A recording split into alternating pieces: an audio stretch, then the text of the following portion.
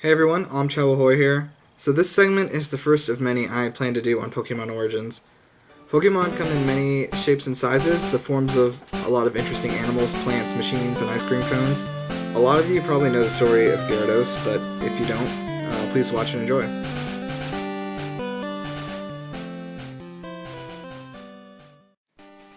In order to touch on Gyarados, we first need to have a conversation about Magikarp.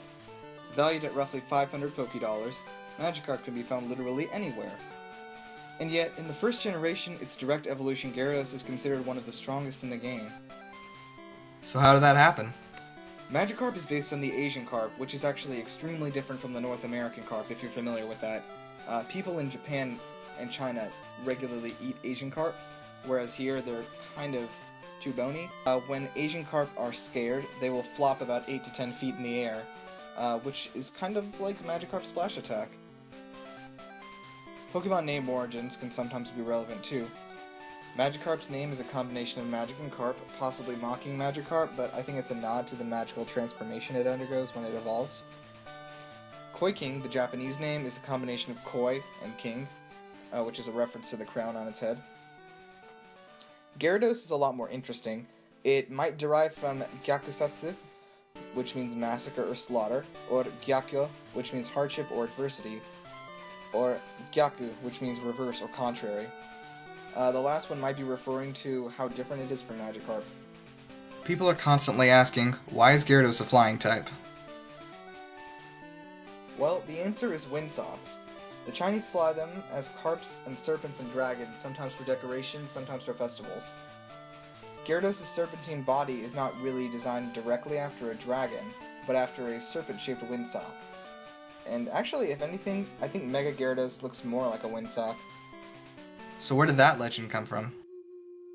So on the Yellow River in China, in Henan, there's a waterfall called the Dragon Gate, only one of dozens with that name all over China.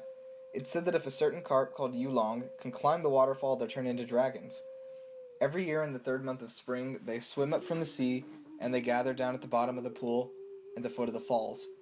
71 carp can successfully make the transformation every year, but after that the floods begin and wash the others away. The legend has it that this Dragon Gate specifically was created after the flood by the God Emperor Yu, who actually split a mountain in half that was blocking the path of the Yellow River. It was so famous throughout China that there was a common saying that a student facing his examinations is like a carp attempting to leap the Dragon Gate. In ancient China, the Dragon Gate was used as a metaphor for a very sudden shift in social status. The metaphorical Dragon Gate could be anything from marriage into a higher class to imperial examination. We're going to go a little off track here. The imperial examination was the civil service examination system in imperial China to select candidates for the state bureaucracy.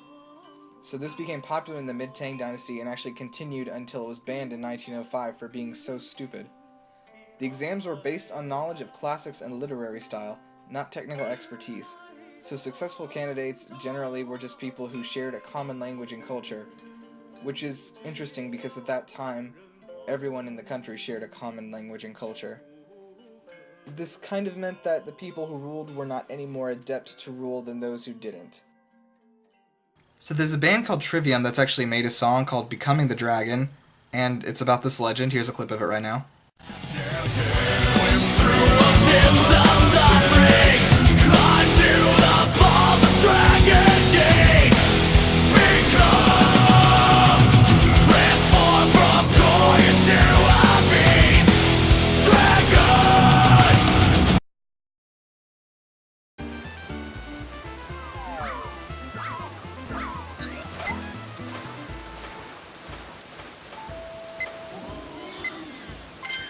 Alright, well, I think that's it. I hope you enjoyed it. If you have a suggestion for which one to do next, just comment it, I guess.